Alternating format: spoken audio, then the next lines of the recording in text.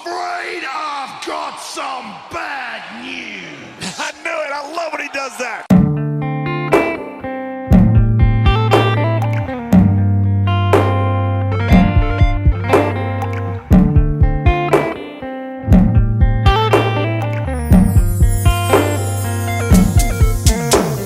Soon as we get started making love, going hard, I hear a knock, knock, knocking on the wall. And as soon as I go deep, getting it in, then again there's a knock, knock, knocking on the wall. Girl, your legs keep shaking, I swear we breaking our new headboard.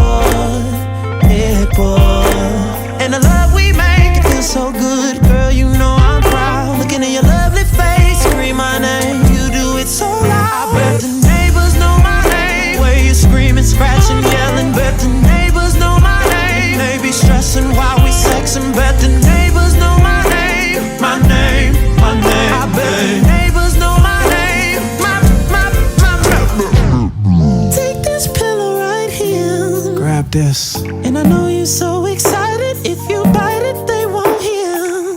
And you know just what we're capable of when we make it love. So the music gon' be loud. You gon' scream and shout. Girl, your body's a problem. They call me the problem solver. Let the phone sit on the charge. It can ring all night. They can call, they can knock and be upset. But I bet the neighbors know my name. Where you screaming, scratching, yelling. Bet the neighbors know my name. They be stressing while we sexing. Bet the neighbors know my name. My name, my name. I bet the neighbors know my name. While I be banging on your body, they be banging on our wall. While they dreaming, you be screaming. Now they banging on our door. Sometimes she call me Trey, sometimes she say Tremaine.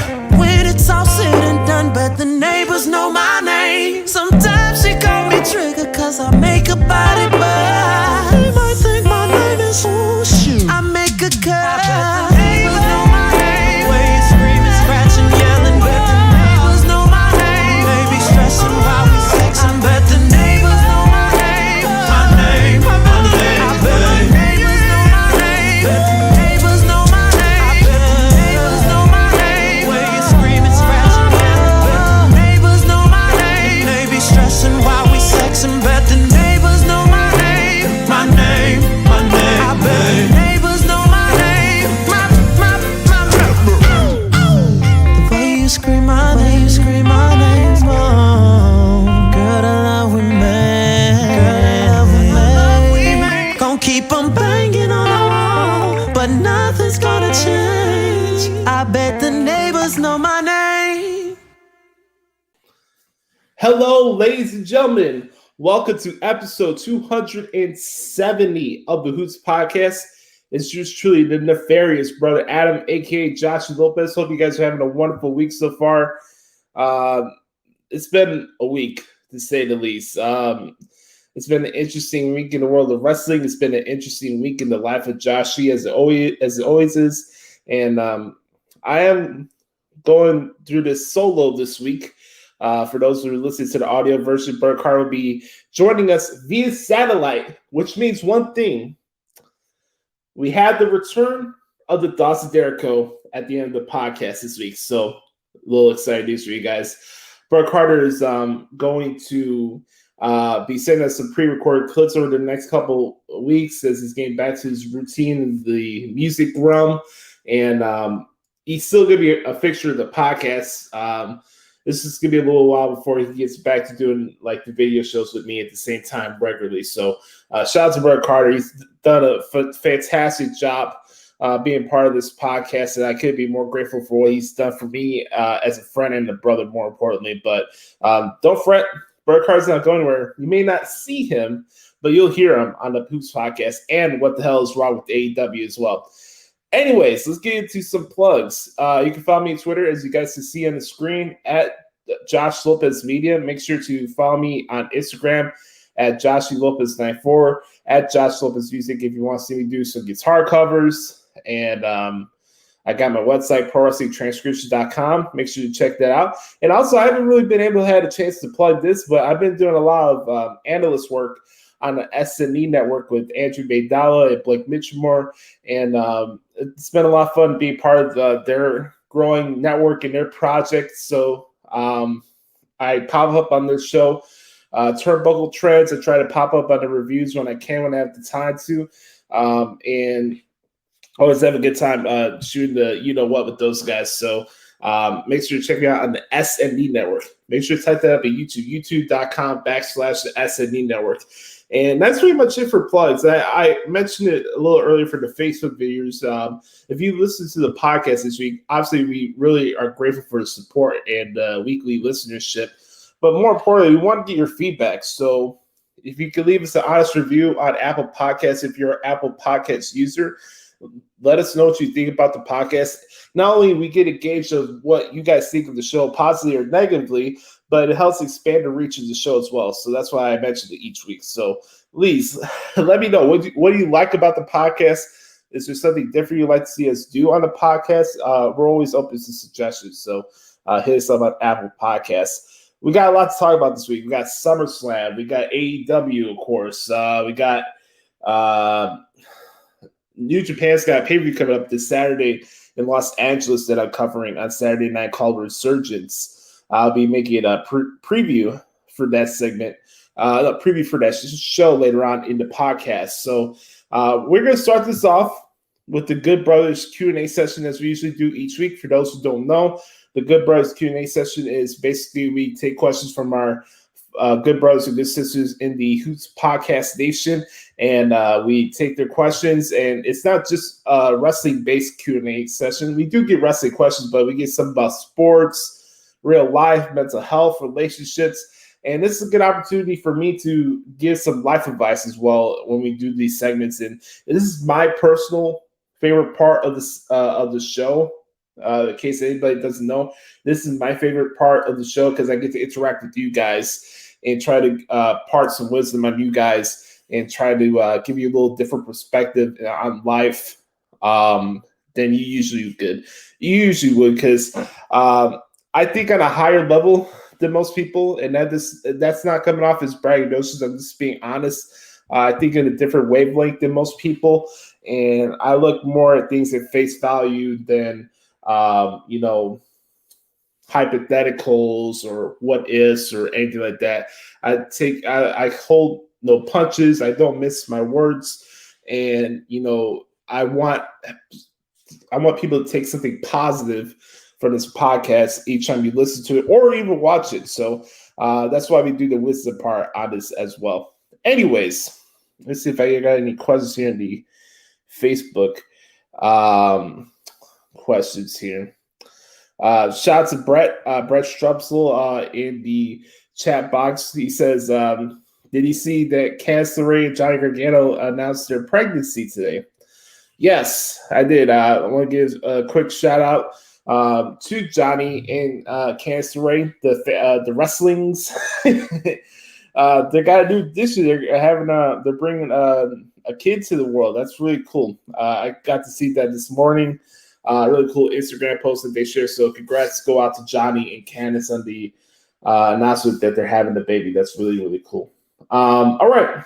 So let's get to the questions, shall we? Here we go. We're going to start off with the good brother Chris Letta at XTeensLetta24X on Twitter. He says, who else would you like to see Mickie James invite to Empower? Well, Chris, I would like Mickie James to invite me to Empower so I can call the show. I would love to have that. I would like to see Mickie James invite referee Tony S. to Empower so he could be the referee and head official of that event in St. Louis. I would love to see that. There's been a lot of talented women wrestlers that have already been announced for this event. I don't know if they mentioned anything about Alicia too being like a backstage correspondent or something like that. Maybe she has. Maybe I've been out of the loop on that end as far as like the broadcast team. But I'd love to see Alicia there if MLW will allow her to be part of the event. I mean, Empower is already really a stacked event, and they have women from Impact and AEW that are going to be part of this event. And it should be a fun show. That's coming up later on this month in St. Louis. They got NWA Empower on Saturday, which is going to be at the end of August. Then the next night is NWA 73. So for me, I'd love to see Alicia 2 be part of it, but also just some side stuff. I'd love to see Tony get a chance to officiate, be part of this event, and him just work in the NWA in general. So I'd love to see that. Next question. Can this Seth Rollins Edge story be one of the best told? I certainly think so, Chris. I mentioned it on the S&E Network last week that, for me, I always appreciated good grudge feuds going into bigger shows. If you could harken into the past of like Chris Jericho and Shawn Michaels, the root of the story with Rollins and Edge is that Edge says that Rollins is trying to put his foot in Edge's footsteps and that he sees a lot of himself in Seth Rollins. You kind of can say the same thing, that there was some Chris Jericho, there was some Shawn Michaels in Chris Jericho, and I love the story they've been telling, and it's been really good. It's probably the match I'm looking forward to the most at SummerSlam next Saturday. I really wish I could go. I really wish I am going to Rampage. By the way, this is coming from the guy that hates AEW, right? I made the choice that I was going to go to the Rampage at the United Center over going to SummerSlam. But, if I was a bigger star, if I had a chance to go out there and cover the event in the press box, I'll get there one day. Manifesting it. Remember, folks, positive thoughts, okay? But yeah, I think Edge and Seth Rollins can have a great story, and it can be one of the best over the last couple of years. I don't want people to take what Edge is doing for granted. That's my biggest thing. I don't want people to take anything away for granted because he's one of the best storytellers of all time. I do not know how long this run is going to be for him in this last stench of his career. This is definitely the last run of his career. So I'm taking it. I'm appreciating it. I'm being grateful for what he brings to the table. Yeah, is he a part-timer?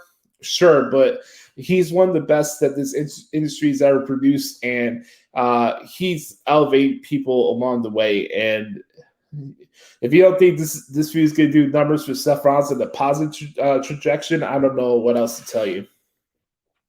Oh, here's an interesting question. Best advice for two brothers who feel the same about their family losing is closeness.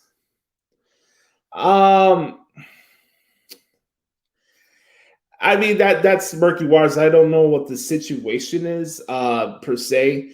As far as closest, I think you just have to be, like I mentioned here in the podcast, that you have to be self-aware. And, I think a lot of people have gone to different ways into dealing with families being torn apart, whether it's from a certain death or, divorces. I mentioned I'm a product of divorced parents. I think a lot of it is just how you go about it and what you see for yourself. If you're seeing that family members are not doing what's best for you and they're only looking out for their own interests, that's a reflection on them. That's not a reflection on you. And how you act on it is what's going to tell for your future going forward. I mean, I understand a lot of things about traditions and families and trying to bring people closer, and that's a part of family when you are going through rough times. But even then, to that point, sometimes you hit a certain wall that even if you're blood related to somebody, if you share the same blood, even then people will do you wrong and look out for their own best interests over yours. I've experienced it, and it's maybe to the person who I am today, where I'm not selfish and arrogant, but I do put myself first. I love my family. I always be there for my family and take care of them and do all the stuff that's required, obviously, which is common sense, but I'm not going to lower myself to keep a relationship with a flaky family member, or a family member who doesn't respect me. You know, I'm not going to do that. I'm not going to lower all the hard work I put into myself just to appease a family member who wants me to work at a 9-to-5 job because that's the way to do things. You know, no matter how it is that's causing your family to fracture, either you're going to find a way to get to that point, or you have to understand that if you're not getting what you need from your blood relatives, it's just time for you to move on. And I like to stress that point to a lot of people out there that are listening to this. I don't care if you're in a relationship with a girl, or if you're friends with somebody, or even if you have family members. If you're getting to the point where somebody's outrightly disrespecting you and insulting your pride, and you're not getting what you need from them to satiate yourself, that's time for you to move on. There's a lot of things in life that we can make compromises and sacrifices for, but respect is something that I'm not going to compromise myself for. I'm not doing that. Not for anybody. I'm not going to put my self-respect to the side for a family member who doesn't really give a shit about me. You know, I'm not going to do that. So my advice is to keep in with your self-awareness. Take a look at the situation for what it is. And if you're not getting what you need out of the situation, and it's a situation that's not going to be fixed, you just got to move on and move towards your own path. That'd be my advice. So let's see. That's a good question, though, Chris. I like that. Okay. Next question. When you do Seth Rollins and Roman Reigns versus John Cena and Edge go home episode of SmackDown before I think of the history of these four men all have with each other? I mean, it's not a bad idea for a match on television. I think that it would do a good number. I could see snarky reporters, though, like Sean Ross Sapp, trashing that booking idea. But if you want a match for the go home of SummerSlam to get a big rating, you know, I don't see why that would be a problem. Fox is a big deal. I mean, I think you get more bang for your buck having this match, this tag match that you propose on a SmackDown than on a Clash of Champions or some type of B-level pay-per-view. That's just my opinion, though. Next question. Who does Big E cash in on the future, Roman Reigns or Bobby Lashley? I'll make this quick. I'll go with Bobby Lashley. Next question. Do you think the NXT releases on Friday night could have been prevented, or this is just the reality of the business? I think it's a little bit of both. I think timing of this could be a good thing or a bad thing, and it's very unfortunate this happened during SmackDown last Friday, and I feel really bad for all the talents that did lose their jobs. It's something that could be prevented, but it's also something I'm not going to act like I have that I'm the authority of, you know. For me, I really try my best to come on here on the podcast each week or on the SND network and express what I know for what I cover. You know, I like to stay in my lane in what I do, and I'm going to come on here and tell you this is the right way or wrong way to do booking because I've never been a booker before. Just like I'm not going to come on here and tell you, oh, this is the right time or wrong time to release people, or try to come up with a convoluted reason as to why they're releasing people, or try to pinpoint, oh, if Nick Khan is trying to ruin NXT, or Vince McMahon hates NXT. For me, I really like to stay in my lane and give you a perspective from somebody who covers what they do. You know, like what I do for a living is I cover the action inside the ring and what they do in the promos. I don't care about the wins and loss records. I don't care about the ratings. I don't care who has heat with who, who's sleeping with who. All that stuff behind the scenes stuff, I really don't care right now for me because it's not benefiting me and what I want to do in my career, you know? And for me, I'd rather gain that perspective while being in the wrestling business than try to project and make myself look like something that I'm not, you know? I'd rather learn about that over time, working in the industry and learn from those people, then maybe one day I can express that point of view with you guys. But for me, just being full disclosure, I really, really don't care about that behind the scenes stuff, booking, who's getting pushed the right way, the wrong way. For me, my attention and main attention is what's going inside that ring. Yeah, even when I do the AEW reviews, I don't go over here and talk about their booking. I talk about what's going on inside the ring. This is a company that claims that they have all elite wrestling. Yeah, it's fucking generic. That's the root of my criticisms are from. It's not from booking. I really don't care about that stuff. And this is also reality of business, you know. I say this every time I'm on the S&E network. Nothing in professional wrestling is linear. Nothing. Pushes are not linear. Sustainability of programs or brands or performers, again, it's not linear. It's just not. So it's a little bit of both. It's unfortunate that this didn't happen for the releases. I hate that this has been happening. It's been a regular occurrence, but this is something that is inevitable. It is what it is. Do you think they'll actually make changes?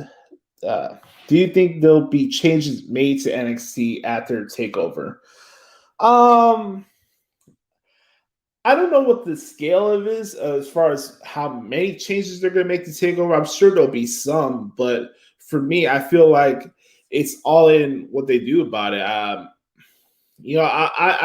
take the wait and see approach to see where that goes, but the way that NXT's been presented over the last couple months, I think this is what the NXT you're going to get going forward. So we'll have to see. We'll have to see. I'm not really sure about that, Chris. But really good questions this week, good bro. I appreciate it. All right. Let's go to the next questions. We'll go from Chris to Sam Piopo at Second City. Sam, what's going on, my man? All right, here we go.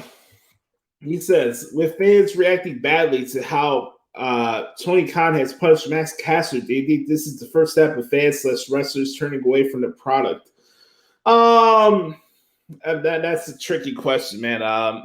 I said what I needed to say about the Max Caster situation on last week's podcast. Those who watched know what I had to say. I think it's kind of pathetic that AEW cannot make it public notice on their social media accounts that they suspended Max Caster, yet they did it quietly and privately, tried to save face. I don't like how they handled those out of the ring issues. I just don't. I don't. I don't think there's a lot that they can do to have fans step away from the product because their audience is that niche, dirt sheet, hardcore wrestling audience. It doesn't matter what they put on TV, just like it doesn't matter what WWE puts on TV. Those same people that dog Raw every single week are just go watch Monday Night Raw, just like the same people that watch AEW each week and think it's the greatest thing that's ever lived. They're going to watch it no matter what bullshit that they put on their show each week, you know?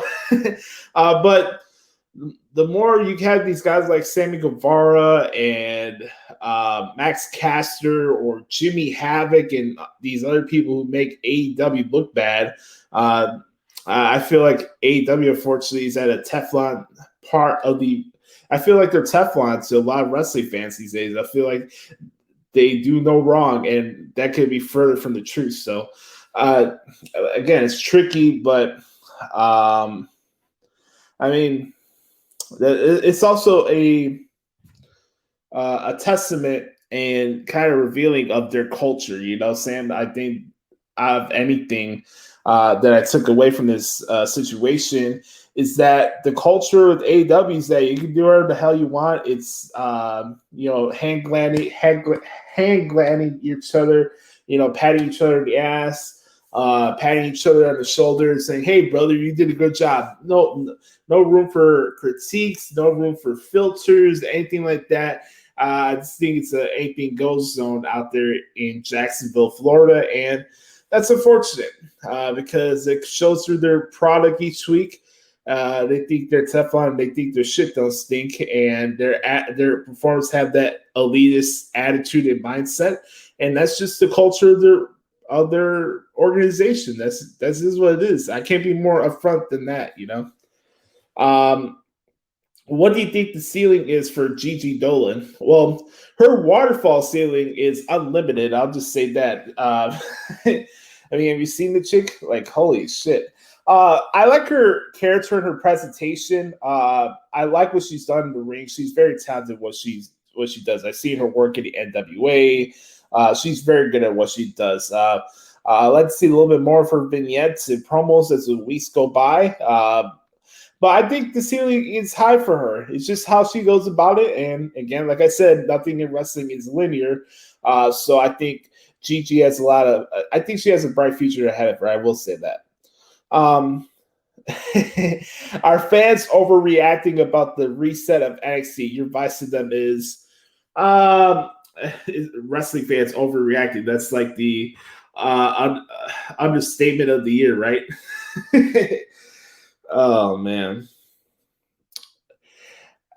this thing, like, does my advice even matter at this point? I mean, I had somebody tell me that nobody listens to my podcast because I don't think Sasha Banks is the greatest thing that ever lived.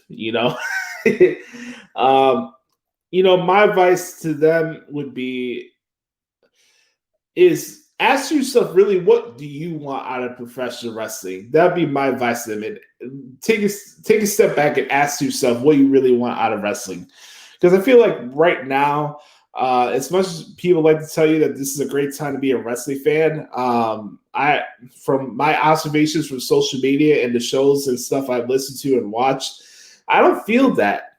I really don't. I don't feel like people watch professional wrestling for professional wrestling anymore. It goes back to what I mentioned earlier. I think people are too fixated on the behind the scenes stuff and trying to act like they're behind boardrooms and stuff like that, and they know better than the people who actually work in the wrestling business. And I feel like of course, anything that comes up from behind the scenes, there's always this super overreaction without applying any context to the situation.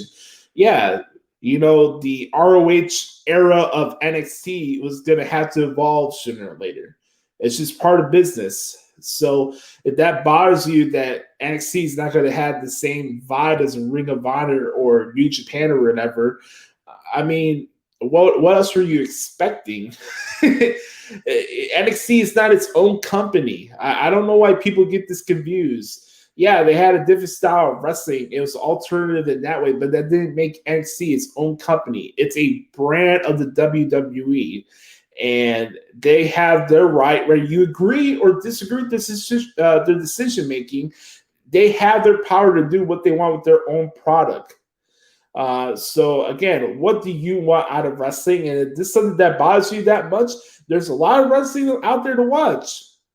That's the thing, like, you get these news hits and stuff about what's going to be changed with NXT, and like, oh, this is another example of why AEW is going to put WWE out of business. Folks, you got MLW, you got the NWA, you got New Japan, you got Impact Wrestling.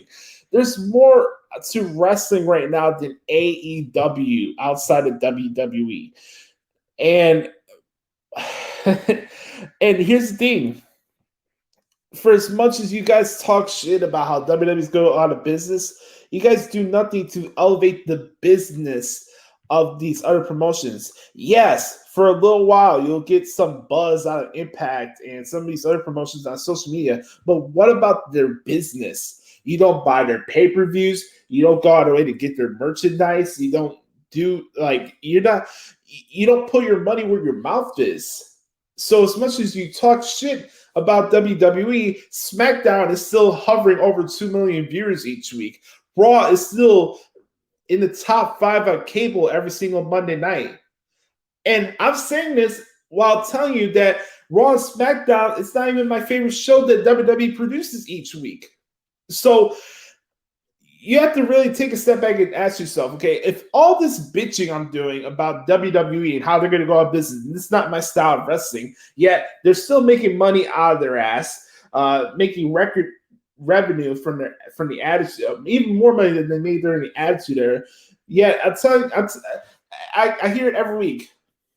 AEW, New Japan, the Forbidden Door, this and that. Yeah, you're doing nothing to elevate their business. Buzz on social media does not equate to money. And I'm going to get to that later on when it gets to this AEW Impact partnership, because there's a lot of myths that's being told on these wrestling shows, and it's getting annoying at this point. All right. Let's see if anything else here on Facebook. Brett says, if you could book the dream match for Edge and NXT, who you choose? Good question.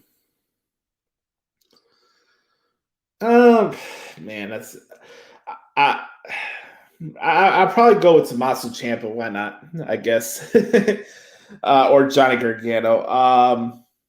Pete Dunne would not be a bad option. Pete would not be a bad option, Brad. I agree with you with that. Let's go. Let's see what else Sam has here. Tell me the difference of a guy like Roman Reigns and a guy like Kenny Olivier. Well, you can believe what Roman Reigns does, and Roman Reigns doesn't come off like a goof. Roman Reigns doesn't sing his promos like Kenny Omega does. Roman Reigns doesn't have to point his fingers and does jazz hands while the match is going on. I mean, the difference between those two is night and day, at least in my opinion. And the fact that Dave Seltzer does mental gymnastics every trying to convince people that Kenny Olivier is a bigger draw than Roman Reigns is fucking hilarious to me. I mean, do you see Impact's ratings? Yo, the world's greatest wrestling artist can't get Impact over 100,000 viewers each week. Get the fuck out of here. Oh, man. Why does everybody think you hate Sasha Banks? You know what? This is the great thing about the Good Brothers Q&A session, because I would not have enough time to talk about this in the WWE segment. So guess what, folks? We're going to talk about it right here. So yesterday, I go on Twitter, and there's this post about Sasha Banks and people are going back and forth with comparisons to her in-ring work compared to an Okada, which I thought was kind of odd. Why would you compare a guy from another promotion to a female? But that's besides the point. But again, to these silly semantical arguments about Sasha Banks being the Shawn Michaels of women's wrestling, Sasha Banks is this, Sasha Banks is that. And it's like, for me, I enjoy her work. I put it out, and we had a conversation. Shout out to my boy, Eddie McCabe, formerly known as Liam Stryker for the New Age Insiders. We kind of had a conversation about this yesterday. I said verbatim, I enjoy her work for what she does, but I feel like a lot of people on social media, especially her fan base, by the way, you think I think the AEW fans are bad? The Sasha Banks crew, whatever the fuck they're calling themselves, is the worst fan base in professional wrestling. I said it, and I want the smoke. I want the smoke. You guys are so delusional to real life, it's beyond me at times. But I even said it without trying to be disrespectful towards her. But my point was, like, I enjoy her work, but people do like mental gymnastics as far as where she is in totality of professional wrestling right now. And for everybody that says she's the biggest draw, she's this and that, she really isn't. I mean, let's be honest. Sasha and Bianca got to main event WrestleMania for the history of it, not because of Sasha Banks. This match got added to the main event of WrestleMania because of social media movement and peer pressure. It wasn't because of, Sasha Banks is the greatest thing since Stone Cold Steve Austin. I don't hate Sasha Banks. I hate her fans. I'll say that for a shoot. Their fans are more of a cesspool than AEW fans. And again, here's the guy who's labeled the WWE guy to tell you right now, I think Sasha Banks is overrated. I don't hate her, but I'm not going to get on my knees and kiss her ass. And for the dude that tried to tell me yesterday that nobody listens to this show, well, asshole, I got some advice for you. Put the lotion away and the napkins away, because she's not going to give you attention, and she's not going to follow you on Twitter by you kissing her ass, okay? I don't hate her. I hate her fans. It's really funny because I was going to mention this during the WWE section, but I'm going to say this right now. She couldn't even hold the mic with Bianca last week on SmackDown. I like that segment, but because of Bianca, you look at her, she has the overall package of what you want. You see Sasha Banks, interesting character, generic in the ring, and hit and miss on the microphone. You want my observation, Sasha Banks? There you go. There it is right there. And again, I want to make this point perfectly clear. Just because I don't think Sasha Banks is the greatest women's wrestler of all time does not mean I don't appreciate what she does. And also when I say that, you don't have to agree with what I say. That's the great thing about wrestling. I don't want you to feel like you have to agree with everything I say in order for you to watch or listen to this podcast. That's not what I do. Other people do that. You know who they are. I don't do that. You could disagree with my stance on AEW, but guess what? I have people each week tell me that they enjoyed the segment more than they enjoy AEW. So think about that. I don't hate Sasha Banks, but her fan base is so fucking delusional at times, and it amazes me. Maybe I'm alone with that.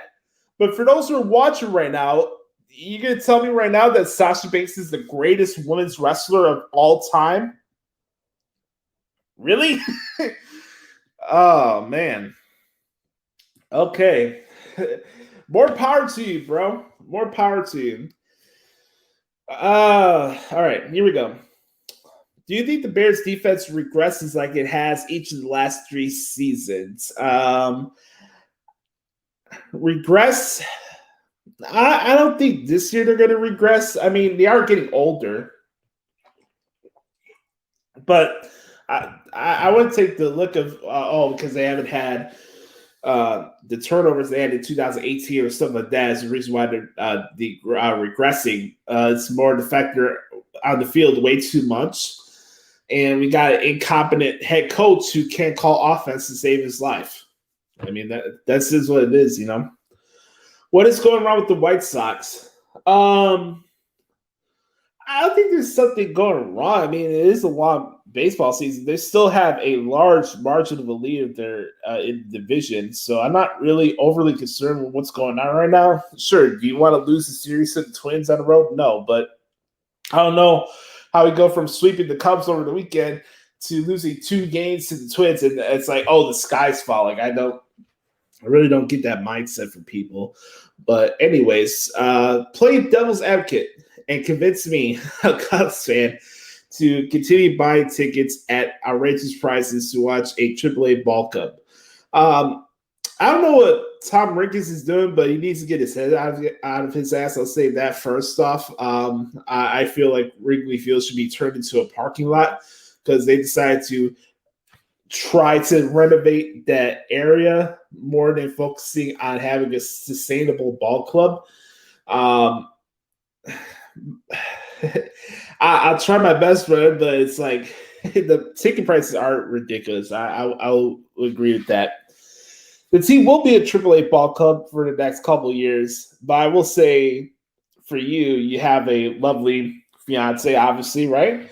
And you guys enjoy your guys' company and having a good time. I think it's more important to have that experience of spending time with your fiance and having a good time with your friends and stuff than, okay, here's the Cubs with Frank Schwindel and God knows who else is on the roster right now. So it's hard, bro. You guys are going through it. It's not a good look. Zach Davies is definitely somebody. If you need a team, if you're a team that's going to go in a rebuild, make sure that Zach Davies is your ace, like your number 1 starter on your rotation. Let's just say that. Last question from Sam. He says, favorite enhancement talents of all time? Great question. My favorite enhancement talent of all time is Marco Stunt. No, I'm kidding.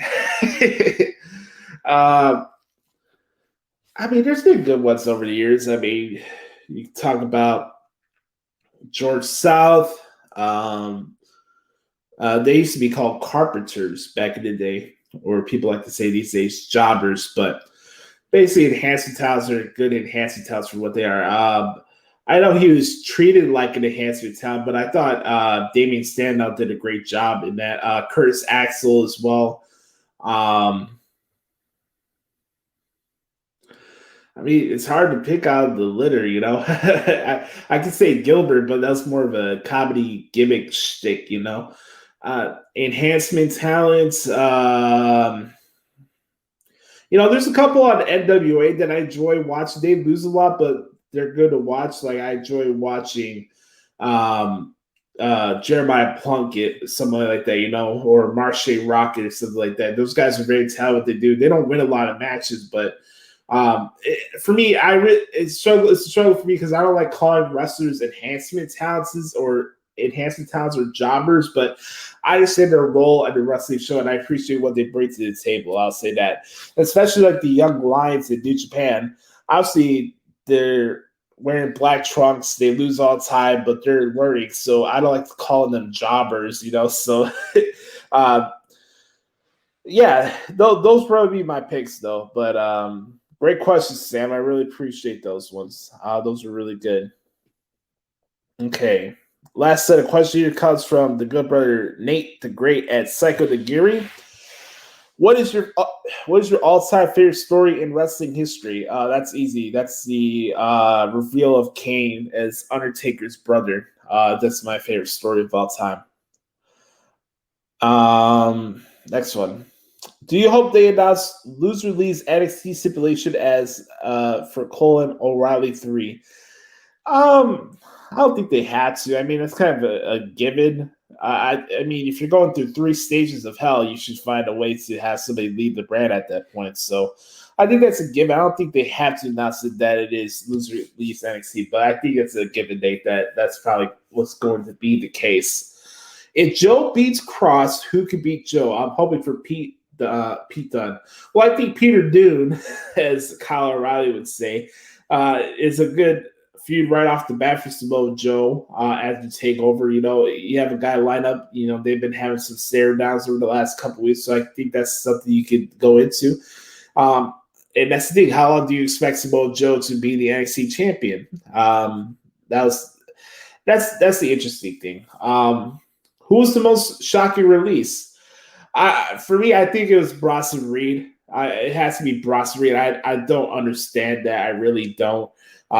Bronson Reed is really talented in what he does. I don't understand that decision at all. I'm not going to come in here and try to speculate the reasons as to why or anything like that, but I just think that's I think that's unfortunate. And if Triple H could find a way to bring it back as soon as possible, I think that'd be cool. But if not, I mean, Bronson could have a really good opportunity to make himself a name for himself in Impact or New Japan, in my opinion. So we'll have to see. Who's someone you would like Impact and New Japan to sign off of the people that got let go? A little piggybacks to the last question they just asked. I see what you did there, Nate.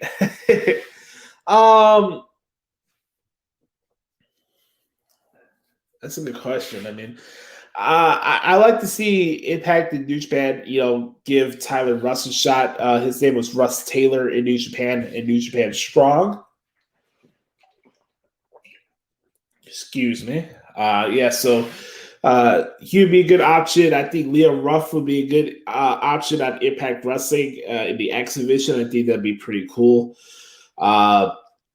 Mercedes Martinez on Impact would be pretty cool. Trying to see who else. For the people that got released. Asher Hale and Ari Sterling. I think those would be good guys for New Japan as well. I think those guys would be good. They did some really good stuff in 205 Live, so I think those guys would fit well for New Japan. Next question, another New Japan question here. Is there anything New Japan can do to make the wrestling world talk about them like they are WWE and AEW, i.e. signing Daniel Bryan? I mean, I think Daniel Bryan going to New Japan would be awesome, but I feel right now New Japan is more focusing on building their identity in the United States first before going after a big name talent, be like, they're trying to make a name out of this strong show that they do each week, right? And they got a pay-per-view in Los Angeles on Saturday. I think what New Japan is doing is smart, which AEW should be doing, is building an identity for the promotion while trying to make a name for yourself in this country. And I feel like New Japan is having the right approach to it. So it's more important about them building an identity inside the United States, because hardcore wrestling fans know about New Japan and what they do, right? I cover New Japan every week, and I know what they do. But for the casual fan and most people in the United States don't know anything about New Japan. So I like the fact that they take the slow approach instead of like, okay, here's all our money. Let's get Braun Strowman to get a pop for a Tokyo Dome show, whatever, or Daniel Bryan. But I like the steady approach that they're doing right now. I think they're on the right track. Is there any feud you don't like at the moment? That's also an easy question. Chris Jericho and MJF, does that ring a bell? I can't wait for this feud to be over with. I'm gonna get to it and what the hell is wrong with AEW, but I'm so over that feud right now. Also, I'm getting really tired of seeing Shayna Baszler with Nia Jax. It's time for those two to split off. It really is. And then there's other ones off the top of my head that are not really grabbing my attention right now. Honestly, the stuff with Kenny Omega and Heyman Page, I feel like it's been convoluted and all over the place, to be honest with you. You could tell me it's long-term storytelling. I think it's bullshit and not capitalizing when the iron is hot. So those would be the ones that I picked, to be honest with you. Let's see. What else I was going to say here? Humana. No, that's pretty much it for the questions here from Nate. Thank you, bro. I appreciate it. Shout out to Sam as well and Chris. We give shout out to Brett, who's in the chat box today, who's sending questions. He did a great job as always. I appreciate you guys so much for hanging out for this week's edition of the Good Boys Q&A session. Make sure to stick around, because right after these clips, we'll get to what happened this week in WWE right here on the Hoots podcast. If it isn't the ultimate opportunist himself, you really think you're something else, don't you? You think you are so smart. You think you've got everything figured out. Well, except last week when I smashed your face with a camera. You didn't have that one figured out. And truth be told, you should have seen it coming. I mean, it was right out of your playbook. Because you're right, Edge. We really are a lot alike, and we're kind of, we're drawn together in this inevitable dance. But that's where the similarities end. Because if the ultimate opportunist was half the man that the architect is, he would know that you always have to have a plan B.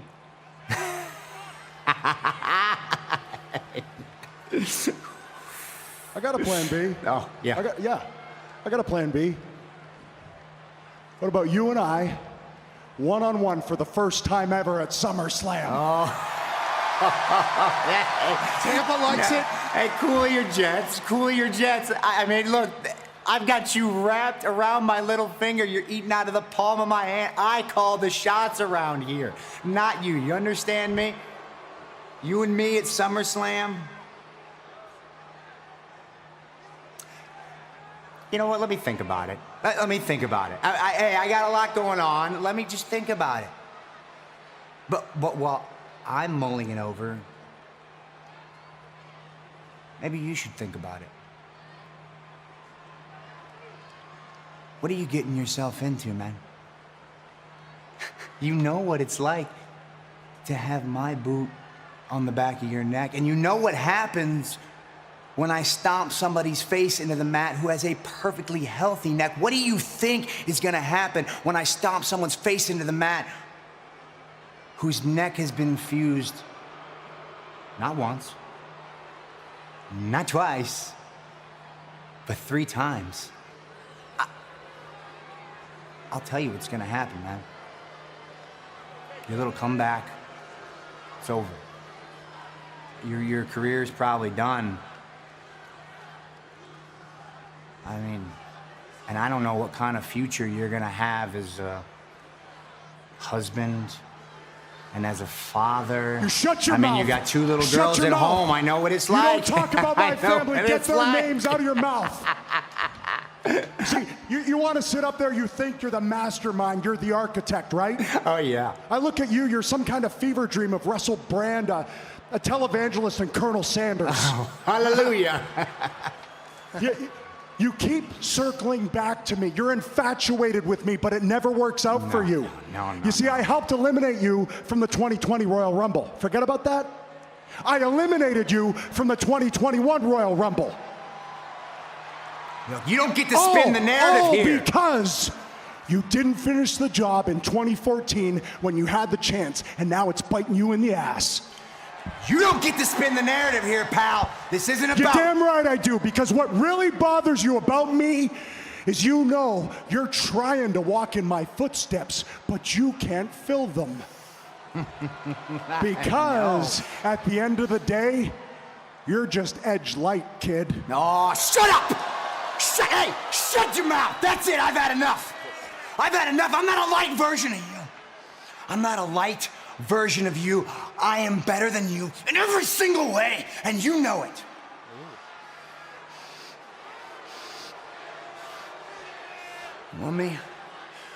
You want me one-on-one at SummerSlam?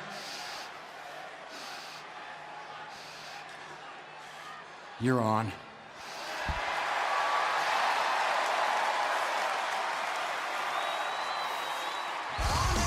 Let's make that official. This long, storied history between Edge and Seth Rollins will culminate in 2 weeks at SummerSlam. Edge reference 2014. 7 years in the making. It's SummerSlam season. Dream matchups are being made. Edge, and in Edge's mind, Edge like the architect, Seth Rollins. This is gonna be paramount.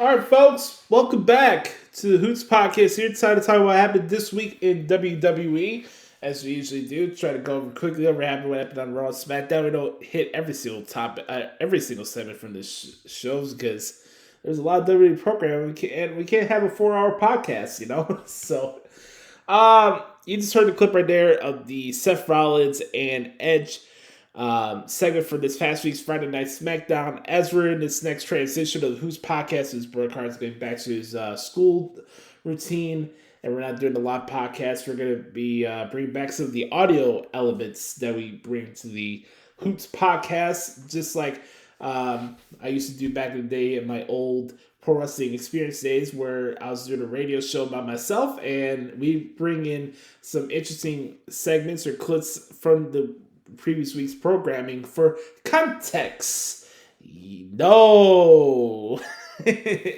So that's what we're gonna do here in the coming weeks. So I hope you guys like that element here on this podcast. Let me know what you think about that. But anyways, start off with SmackDown this past Friday night from where were they Friday? It was a quiet crowd too. I don't even remember the crowd there, and that's how quiet it was. Anyways, SmackDown this past Friday saw, I thought, a pretty solid show from top to bottom. Would I say this SmackDown was great or anything like that this past Friday night? No, but the show started off with Sasha and Bianca. As I mentioned earlier, I thought it was a good segment to get ready for their program going into SummerSlam. And it's really tough, man. The top 3 matches, the big box office matches, are from SmackDown. And if you don't have a bigger indication that SmackDown's the A show, then I don't know what else to tell you. You got Roman Reigns and John Cena. You got Edge and Seth Rollins, which is made on Friday. You have Bianca and Sasha Banks. I guess you can add Goldberg and Lashley as the 4th one if you want to make it that. But the top 3 marquee matches at SummerSlam are all from Friday Night SmackDown, and SmackDown's the A show. So apropos so. I like the match with Dominic Mysterio and Jey Uso. I thought that was pretty good from SmackDown this week. Nice to see the Street Profits back on the show as well. I did enjoy seeing that. Pat McAfee is a national treasure.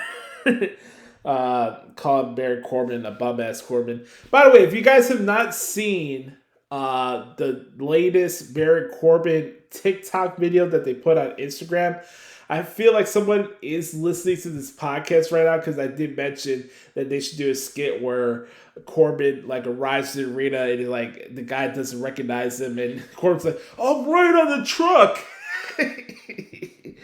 I love this character that he's doing right now. It's fucking hilarious. So if you guys haven't seen it, go out of your way to check that out. You know, the Tribal Chief's still doing what he does. Finn Balor was not happy, obviously, with what happened at the contract signing the week prior.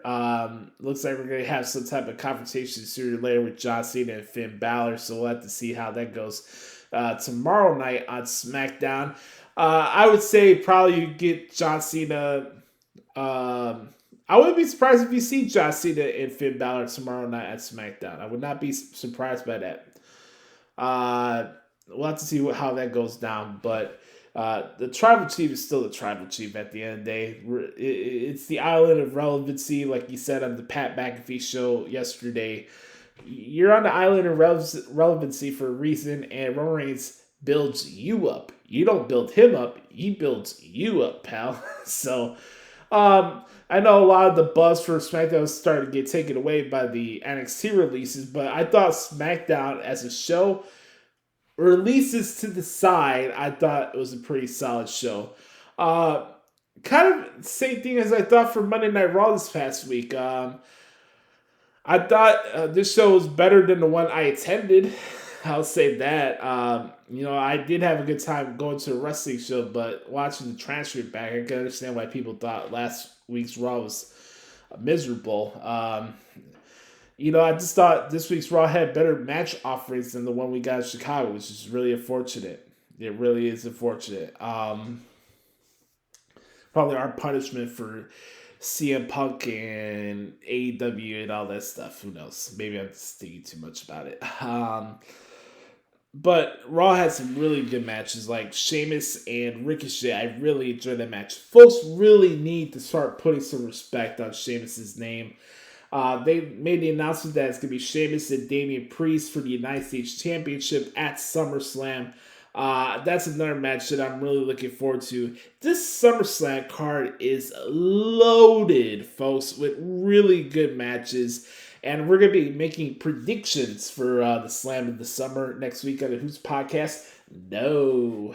That's going to be a lot of fun next week. So, big SummerSlam preview show right here on the Hoots podcast. But I think for me, when you look at the card, and I know a lot of people get bogged down by the weekly television, but if you ask me, am I excited for SummerSlam? I really am. I'm really bummed out that I'm not attending SummerSlam this year. I really wanted to go and cover this event. It's coming a little too soon to my liking, just to the fact that they got the Rampage show at the United Center, and it's paying for a flight, do the hotel, yada yada. I even contemplated just going to Vegas for the one day and coming back the next morning, but looks like that's not going to happen, so we'll have to see how that goes.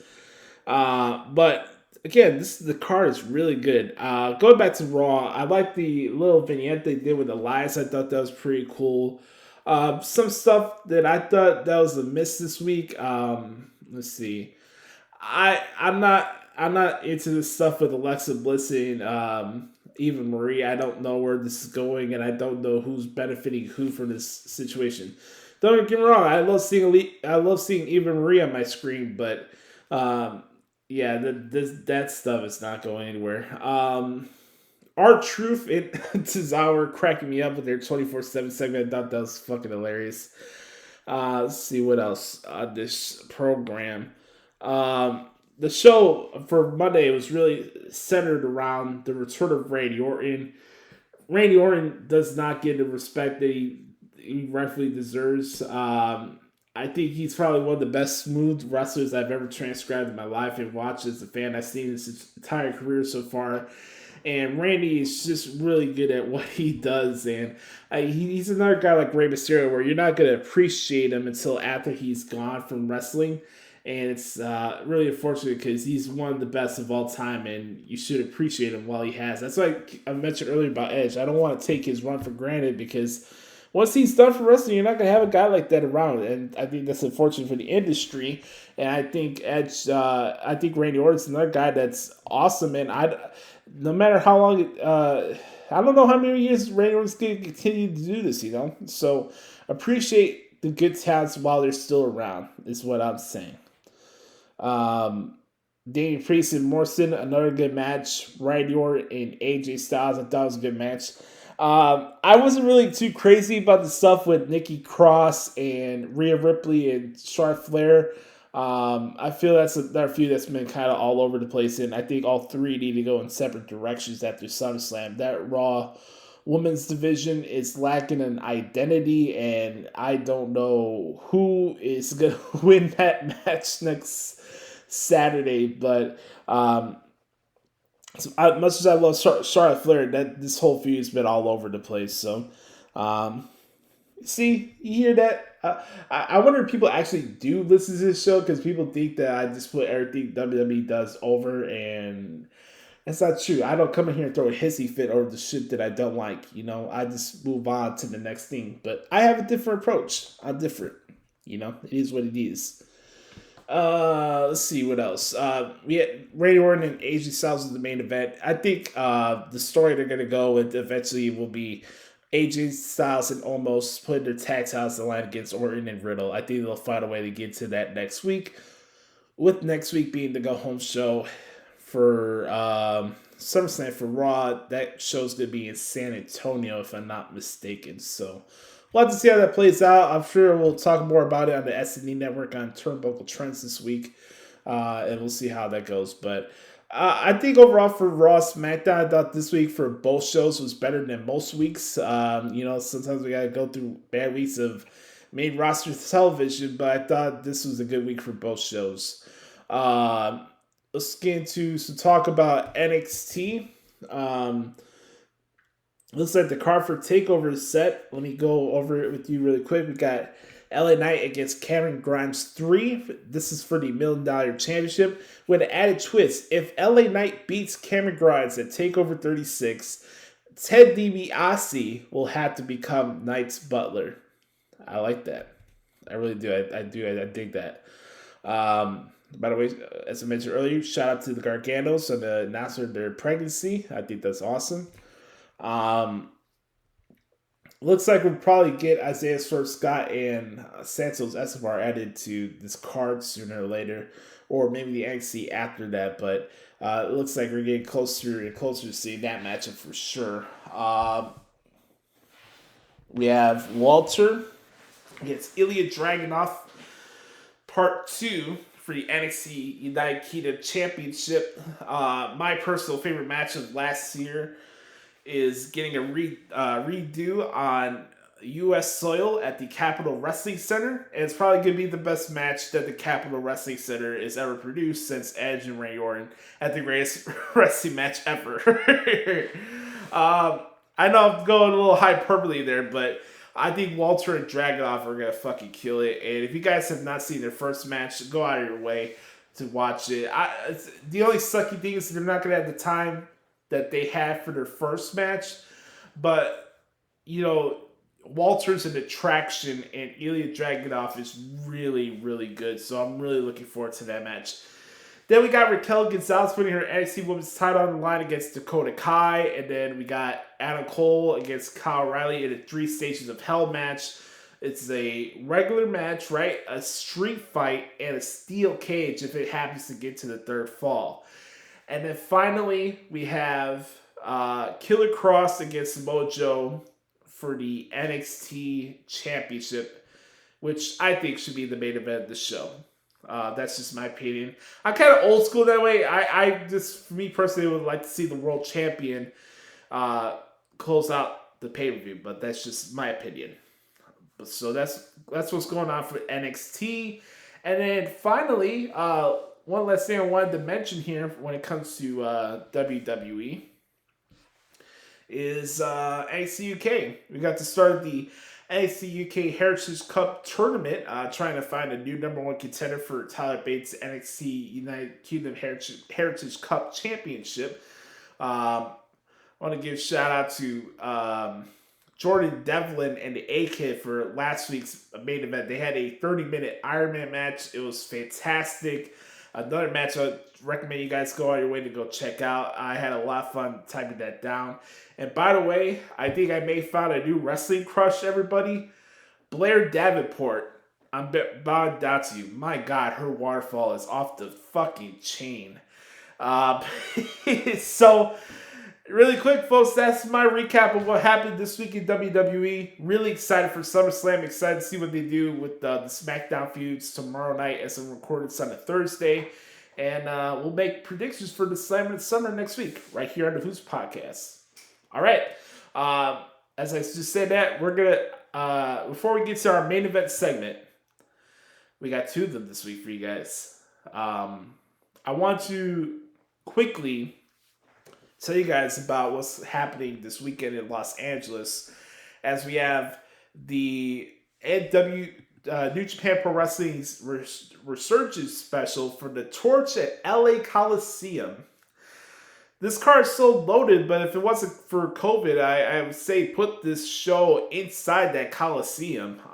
But they're doing it outside the Coliseum. I'm really excited to see what the look of this event is going to be and how they go about it, but I'm really excited to see this card. We got Alex Coughlin against Carl Fredericks to start off the show.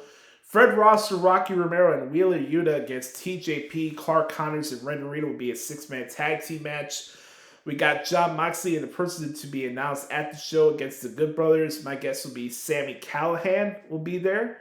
We got Jay White putting his, I'm going to say that towards the end. We got Ishii. My guy Tomohiro Ishii's coming into the United States. He's fighting Moose.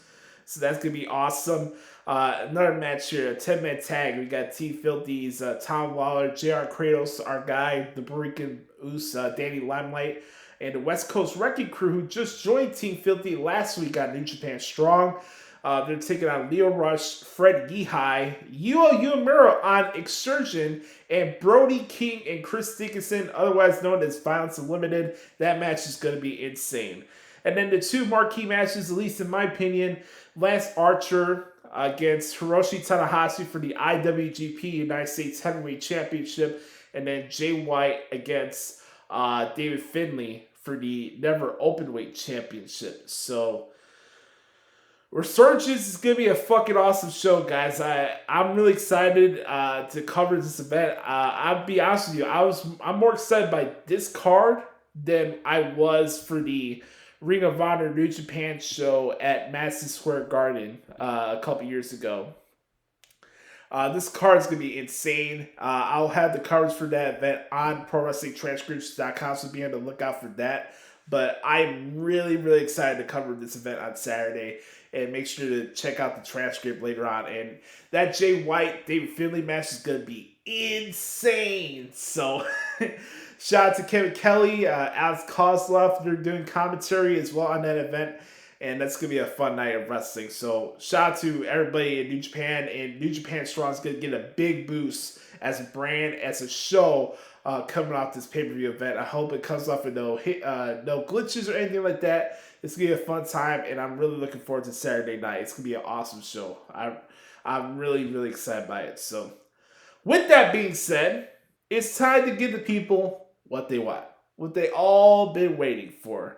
The main event of the evening.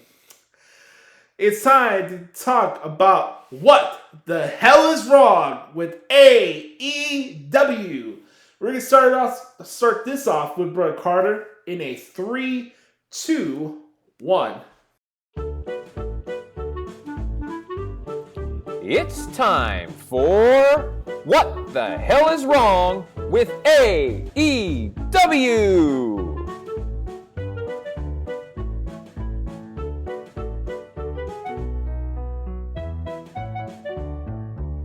What the hell is wrong with AEW? Well, for starters, they can't even open a show correctly. JR struggles with where to go or how to segue into a promo. He's like, well, I think we're doing this thing, and oh, there's the graphic below, and now I believe we're going to it. It was like an episode of Southpaw Regional Wrestling. That's how they started Dynamite this week, and it all went south from there.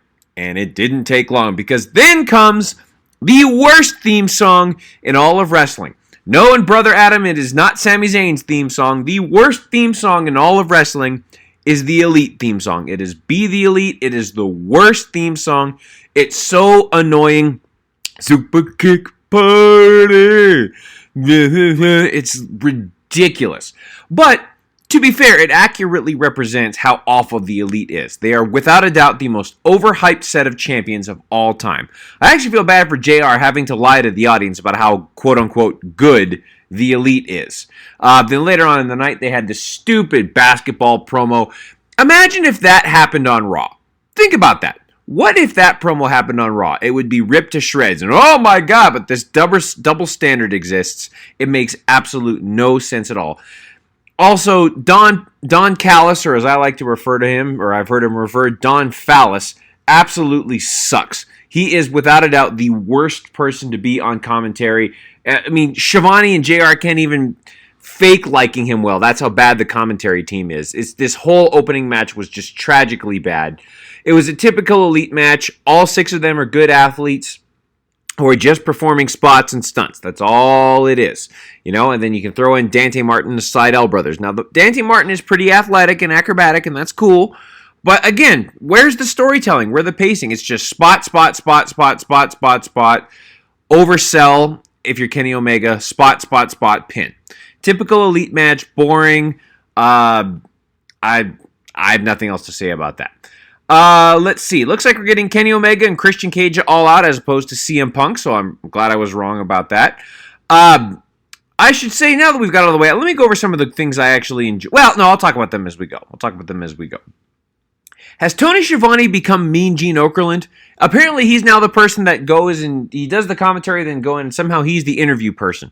And we'll get to that a little bit later on in the show. Ugh. Also, Don Callis took another shot at WWE when he talked to Christian Cage and called him the Stamford Stooge. But I don't know why I'm surprised, because that's all AEW can do is take shots at WWE.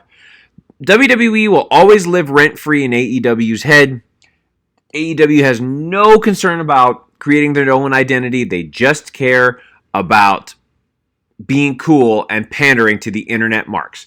They don't care about themselves or their own identity. They just want to mooch and leech off other people's success. So, AEW's got a new show coming out tomorrow, the Rampage show, and their first ever match on a new AEW show is for the Impact Championship. Boy, that's some brilliant marketing right there. And it's against a former WWE guy. But again, AEW is the alternative. They're the whatever. It's ridiculous. They have no identity. They don't care about building their own stars at all. Looks like we're getting a very cool Malachi Black promo. I think he's fantastic already. So props to Malachi Black. I love what he did last week against Cody. I hope we get to see more of him in the ring soon because he's terrific. But why does the Rhodes family deserve a reality show? What did they do to deserve that? I mean, are they big enough stars? Like, again, is this them trying to be like the Miz and Maurice that they have to have their own reality show? Like, what did they do to deserve it? I don't get it. Makes no sense to me. Darby Allin is great. Sting isn't. I don't get what has Sting done for Darby Allin's career. It makes no sense. Good match with Darby Allin and Daniel Garcia, but the distractions from 2.0 were a little bit over the top. And now we're getting Sting in the ring next week. Boy, that'll put butts in the seats to see an older, slow dude, try to do his thing. Now, I will admit he did great at Double or Nothing, so we'll see if he can follow up in that, but I don't have my hopes high. I'm not going to lie to you. Let's see. Looking forward to seeing Pac versus Andrade. That should be a good match. That'll be great. Matt Hardy is absolutely awful. He's a former shell of himself, and his new gig is terrible. And the trios match, I can't even remember who was in it, but it was Another generic, boring trios match. Nothing revolutionary, nothing new. Matt Hardy is old. He can't move. His new gimmick is terrible. He needs to give it up. And we'll talk more about that a little bit later. Then we get another Santana Ortiz promo. When are we actually going to see them in the ring? I'm completely over Brian Cage. I am. He's got a great look, but boy is he generic. He can't cut a promo. His wrestling is meh. So he had so much hype going into the company, but now he's just another generic, boring big man. I do like Ricky Starks. I think he has potential, but I don't know when we're going to get more opportunities to see him because there's only so much time on a 2-hour show. But when you've got 200 people on your roster, what are you going to do? Nobody's watching Darker Elevation. I'm not anyway. So I don't know if people are actually watching Darker Elevation to actually witness this talent. I have no idea, but I haven't seen Will Hobbs in a while. We haven't seen Ricky Starks wrestle in a while, or Brian Cage, any of Team Taz. So I don't know where they're going with this. Brandon Cutler is an absolute joke. Him and Michael Nakazawa, and I know Brother Adam has another term for Nakazawa, but I'll let him take care of that. Let's see. Decent match with the Dark Order and the Good Brothers, I suppose. Terrible finish throw. I mean, Anderson throws the belt in the ring for no reason. It was just so stupid. And then a decent match with Chris Statlander and Nyla Rose. I will say this. Positives about AEW this week. The hometown response segment for Britt Baker was pretty cool, and she cut a great promo. Britt Baker, now that MJF has completely ruined his career, well, not ruined his career, but has gone downhill since partnering with Chris Jericho. Now, I think MJF has talent, and we'll get to that in a second. But right now, the top star in AEW is Britt Baker, DMD, and it's not close. In my opinion, anyways. Britt Baker is the head and shoulders best star, best part about AEW. She is absolutely fantastic. She knows how to cut a promo. She knows how to work a crowd. She's good in the ring. Got a great look. I am all in on Britt Baker, DMD. She's fantastic. Let's see. Cool to see her here. Scott D'Amore on commentary. I don't get a chance to watch Impact much, but I remember him from when I used to watch TNA when I had time to do that back in the day. And cool to see Scott D'Amore on commentary. That was kind of cool. Okay. Now, the worst part of the night by far was the QT Marshall segment. What the was that? And now we're all of a sudden going after Tony Schiavone's son for no reason? The hell was that? What are we doing that for no reason? And now Paul White comes out in his quote-unquote no more BS shirt because, again, another shot at WWE. No more Big Show. No more BS. Paul White comes out to save him. So now we're going to get a Paul White QT Marshall feud? Like, what? This segment made absolutely no sense to me. It was complete garbage. Schiavone can't act. QT Marshall can't cut a promo. And now, for some reason, we're going to get Schiavone's son involved in this. This was terrible. Terrible stuff. Not as bad as the death match a couple weeks ago, but this was awful. QT Marshall completely sucks, and I'm over him too. And then we get to the main event, which Wardlow has potential. He does. I wanted Wardlow to do well, but Chris Jericho needs to give it up, man. He's done. He's slow. He can't move anymore. His moves are not exciting. I think Brother Adam pointed this out the best. This is basically, this Labors of Jericho has basically demonstrated to the world that it's over for Y2J, and he needs to pack it up. And the fifth and final Labor of Jericho, which I don't understand why we're not getting this All Out, the culmination of these Labors of Jericho at All Out. That doesn't make any sense to me. But unless MJF wins next week and they have a rematch with an up stipulation at All Out, like Jericho's career on the line or something at All Out, which that actually would be fine. But the fifth stipulation is no Judas. Oh, no Judas. Wow, man. That's exciting. That's what I think about that stipulation. That's what I think about this show, and that's what I think about this company. Seriously, what the hell is wrong with AEW? This has been What the Hell is Wrong with AEW.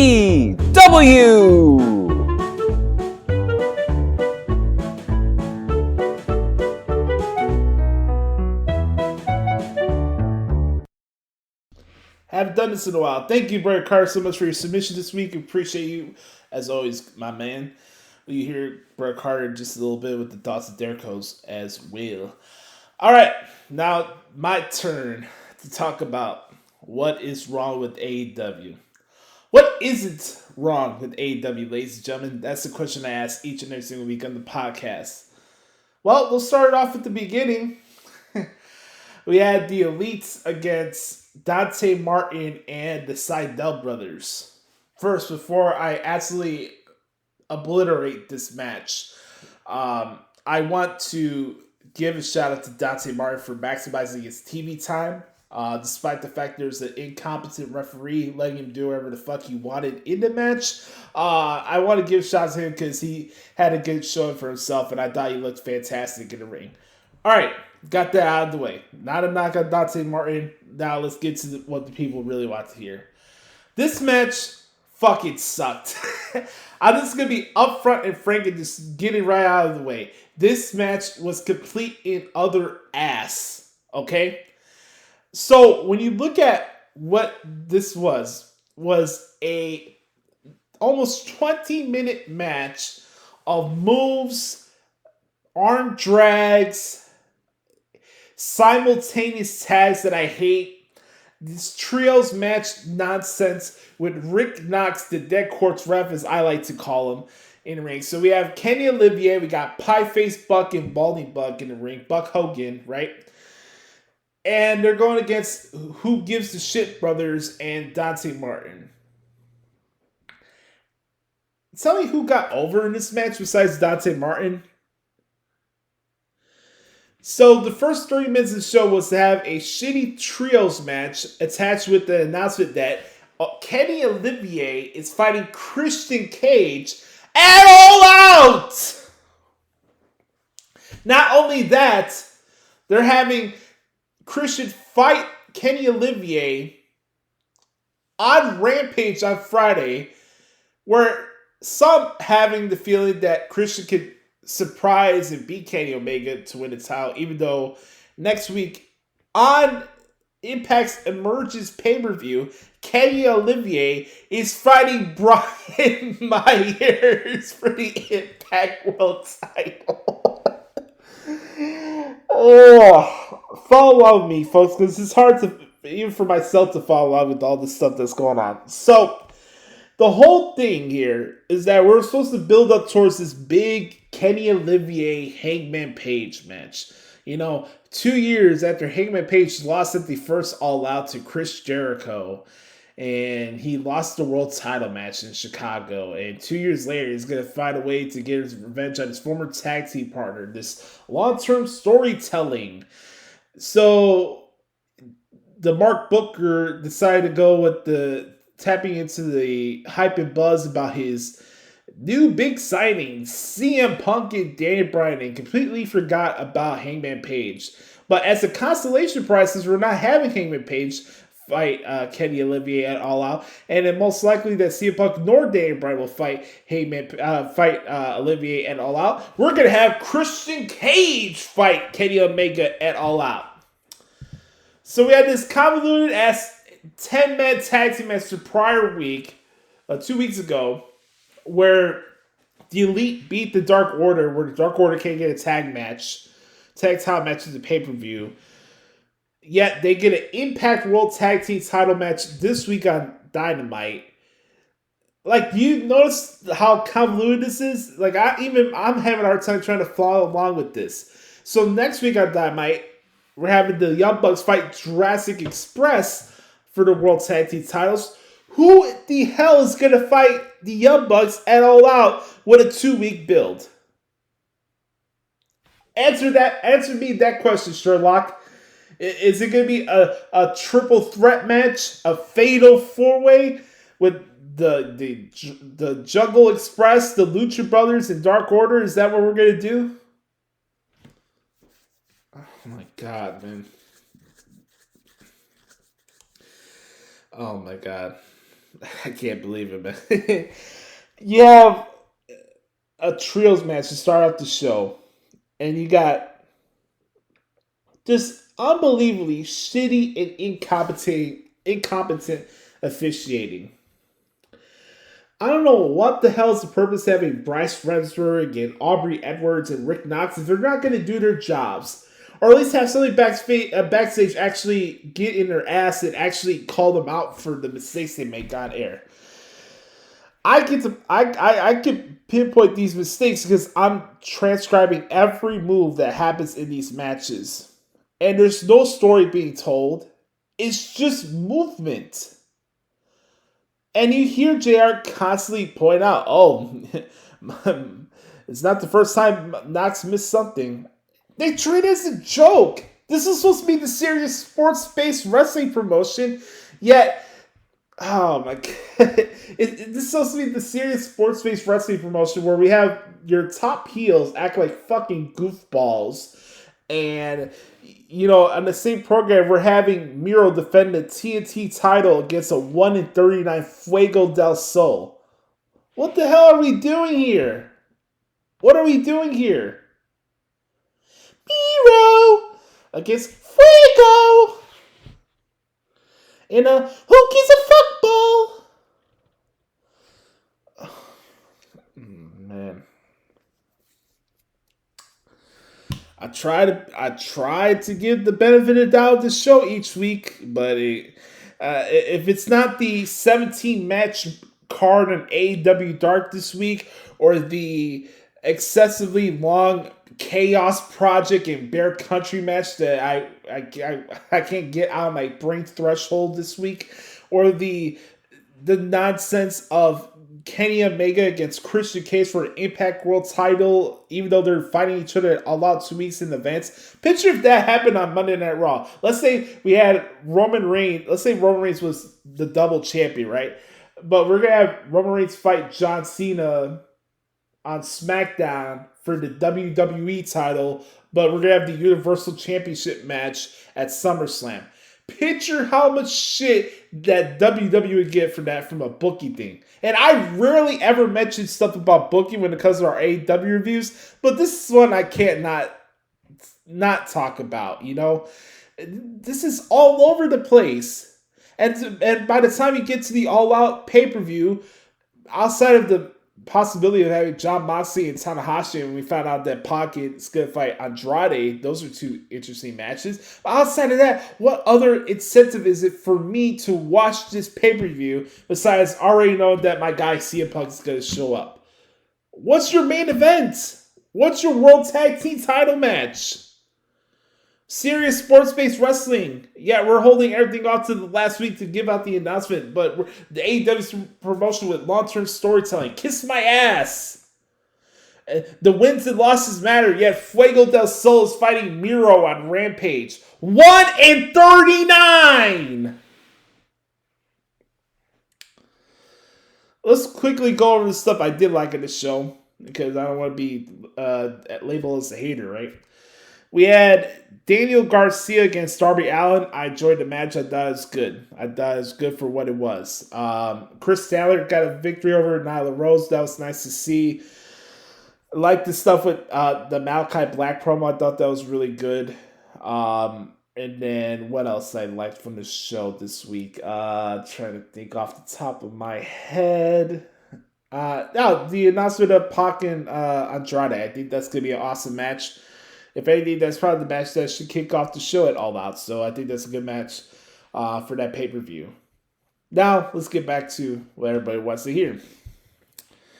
Another crappy trios match. We had the Best Friends contingent of Pockets, Fuck Taylor, and who? Yuta? Against the Running Lip Man, Matt Hardy. I want people to put hashtag Running Lip, hashtag the Hoots podcast if you guys listen to the podcast this week, all right? Hashtag Running Lip, hashtag Matt Hardy, hashtag Running Lip, hashtag the Hoots podcast every time you see Matt Hardy on your screen wrestling. Do that going forward. Can you guys do me that favor, please? This, by far, is the worst match layout I've seen this entire week. Out of every show I've seen so far, out of all the promotions.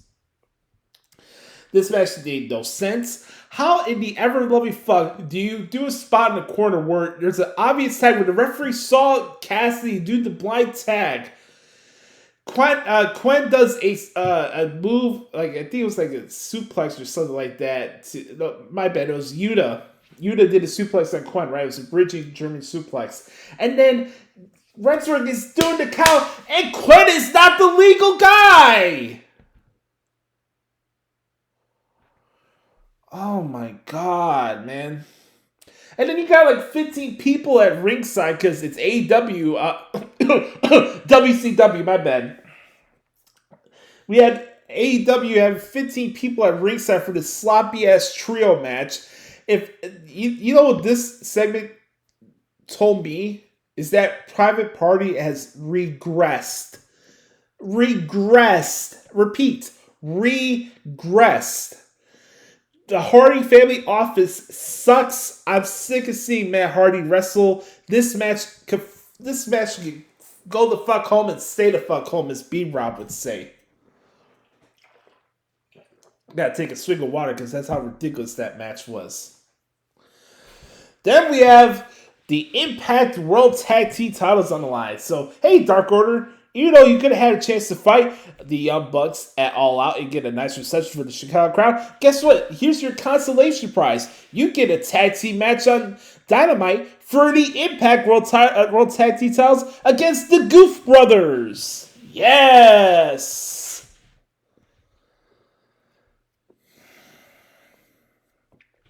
I like Uno and Grayson. I think they're probably my two favorite guys from the Dark Order besides John Silver. I've come to like the Dark Order. I've taken back to what I said initially when they first debuted. I like the Dark Order now, okay? But still, it's just so ridiculous, the fact that this whole thing was initially to get to Kenny Omega and Hangman Page at the pay-per-view, yet we're going to do this loop around thing where Hangman Page will not get the title match at All Out and the Dark Order has to fight the Goof Brothers? Like, come on, man. I'm just like shaking my head at this point because like, there's no reason for me to yell. Like, you guys see it on TV. You think this is good television? Honestly, I'm asking this question right now for those listening. You think this is good television? I ask you to think of some of the stuff that we see on this show, especially that ridiculous Young Bucks Jurassic Express basketball segment backstage. Picture that on Monday Night Raw and tell me what your reaction would have been. If you tell me it's the same thing you had last night, you're full of shit because you play double standards. Then we had the main event. Chris Jericho against Wardlow. I thought it was a good opportunity for Wardlow to make a bigger name for himself again, a big main event time slot, and then Randy the Ram showed up.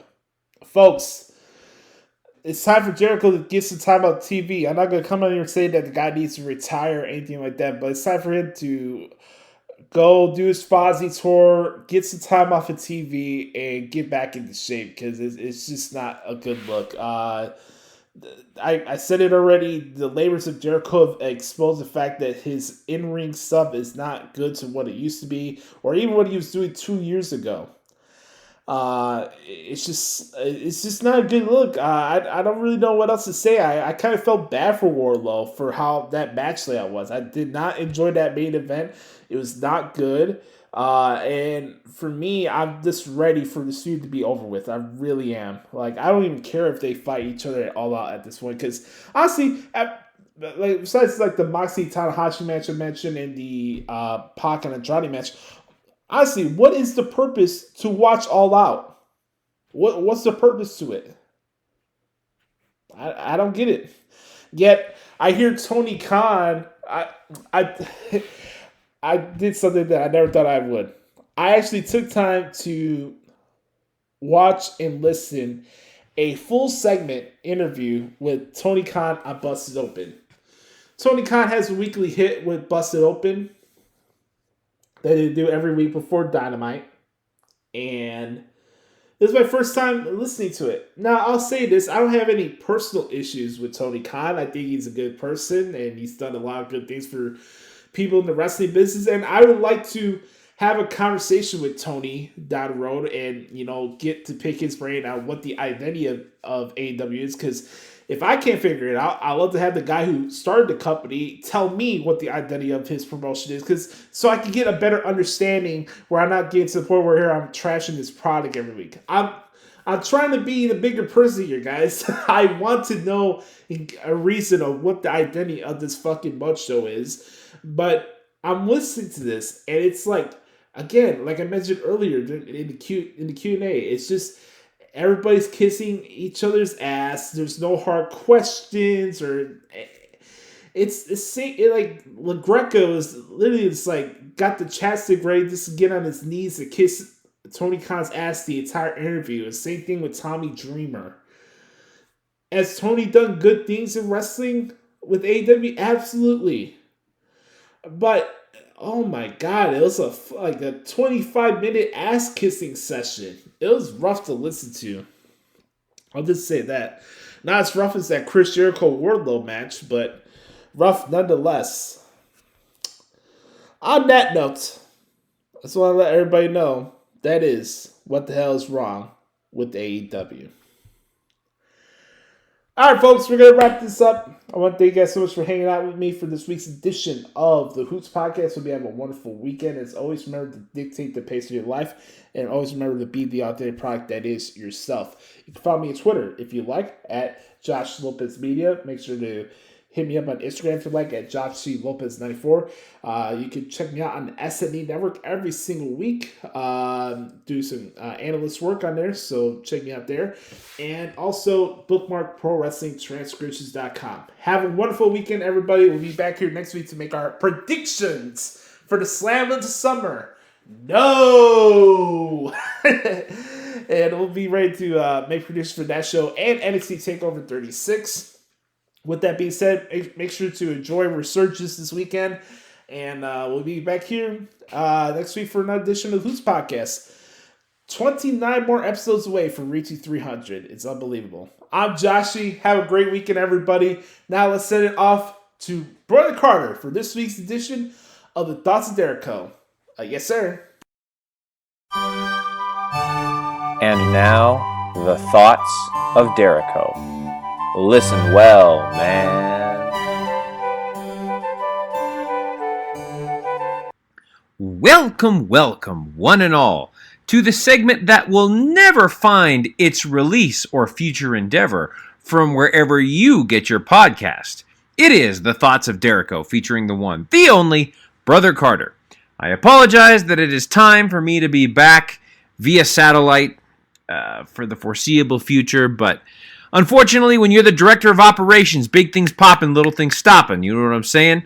So I need to be back at things and getting back into my real life and professional life. But this does not mean that you are going to stop hearing the hard-hitting, fast-paced, enjoyable content that you look from the higher up, the director of operations, the man with the plan, all of the above, every single week.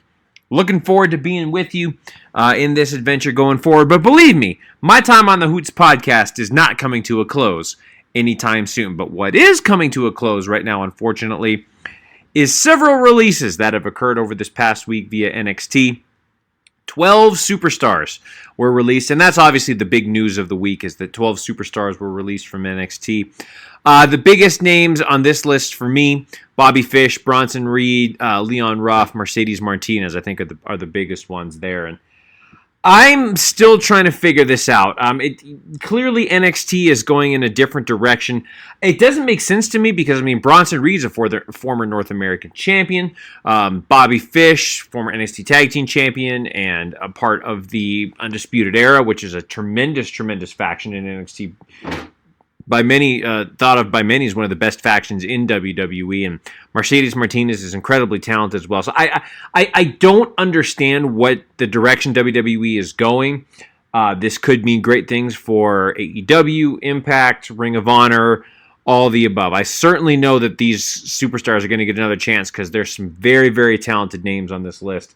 We'll see what the future holds for NXT. I don't know what the plan is. We don't know what's happening with Adam Cole. So who knows? But we'll let you have to see what's going forward. It's a crazy time. I don't know what's going on in NXT.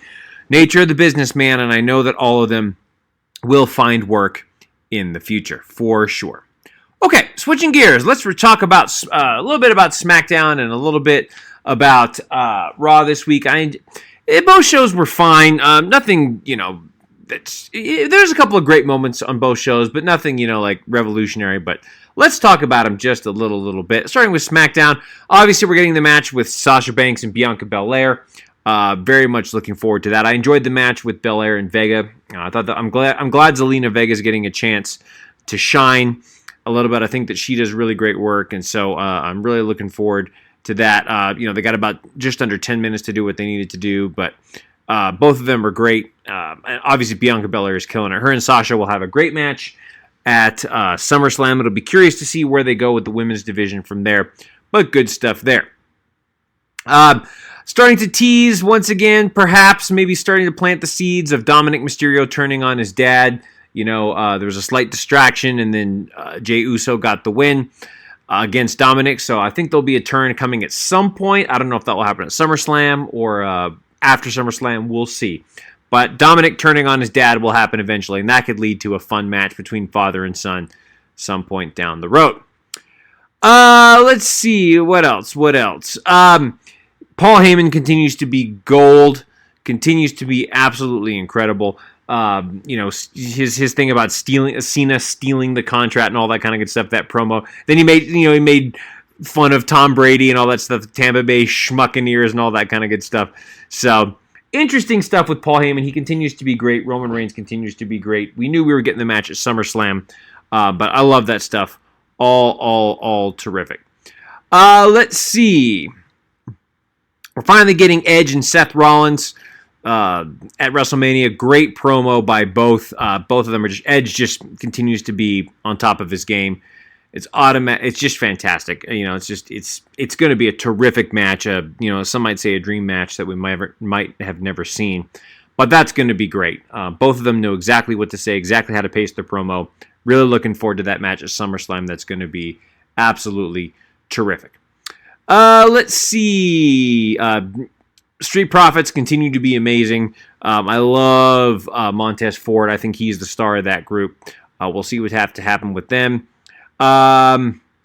Let's see. And then quick match, Finn Balor with Baron Corbin. I love this Baron Corbin gimmick, and we got to see more of it on Raw, but I am just absolutely loving it. Baron Corbin deserves to be a world champion at some point. I think he's just absolutely terrific, and this new gimmick is outstanding. Freaking standing. So I love Baron Corbin. He's great.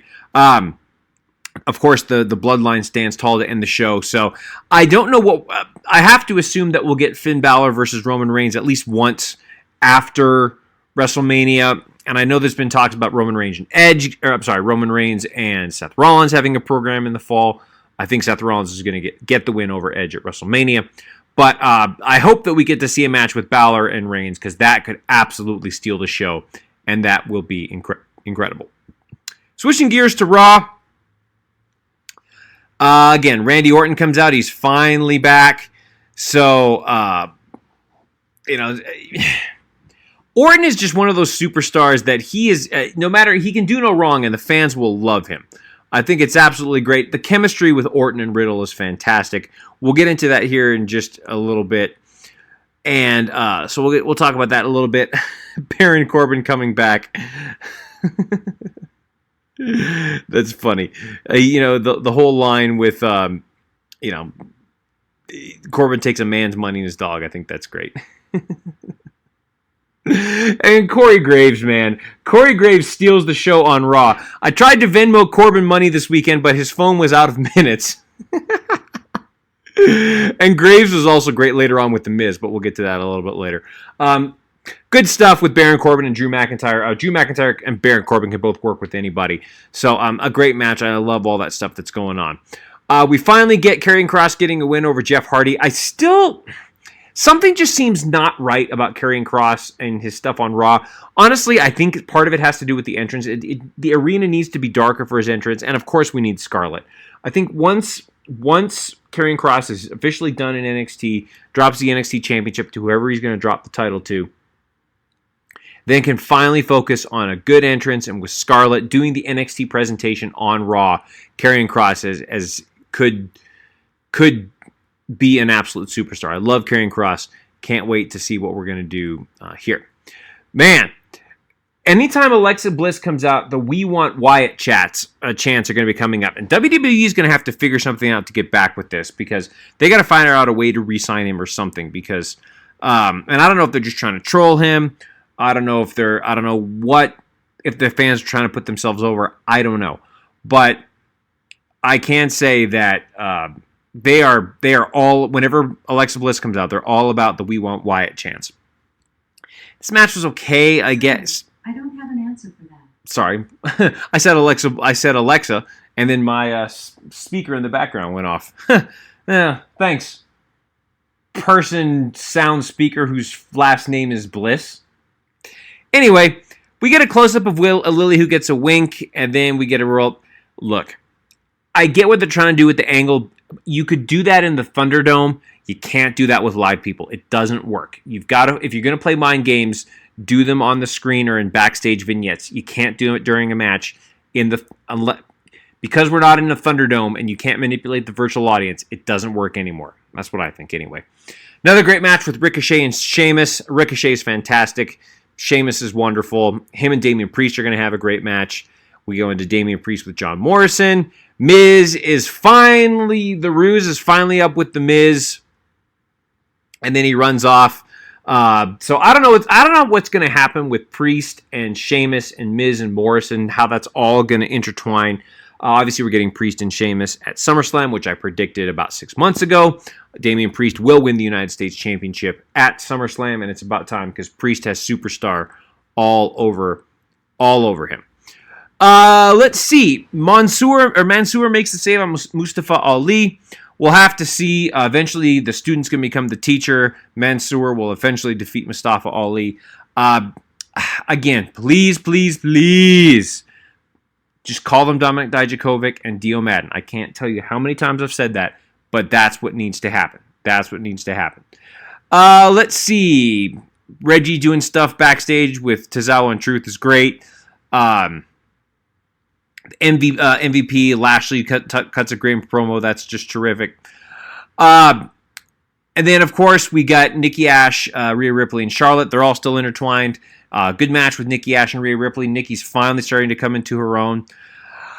Elias promo comes out, and then Elias burns his guitar, which I think is interesting. I don't know what you can do with Elias post the Drifter gimmick. I'm curious about this, especially since Elias with the guitar is so funny. I mean, go back to the video of him making fun of Seattle. So I don't know where they're going to go with this. Maybe they just felt like Elias needs a fresh reboot of his character. We'll have to see. And then finally, Randy Orton versus AJ Styles, a match that could be a WrestleMania main event, closes out Raw. They have another fantastic match, of course. And then we hit the arc, and then finally Randy Orton, it's the RKO on Matt Riddle. Now, I think that he's just going to say something along the lines of, I was just teasing you, kid. Or, you got to learn, kid. Then AJ and Omos, I don't know. Then you get the match for the tag titles at SummerSlam. I think AJ and Omos win that. And then Orton finally turns on Riddle for good, and then we have a program with them in the fall. But overall, I enjoyed. Raw was okay this week. There's cool to see Randy Orton back as always. I love the reaction he gets from the crowd, and that was absolutely terrific. And those are the thoughts of Jericho this week. My final thought for the week, folks. It's August. I know things are crazy right now. Please, if you're able to continue to get your vaccine, hang in there. We're going to make it. Good things are around the corner. You just watch. This has been the Thoughts of Dericho. You're smarter now, man.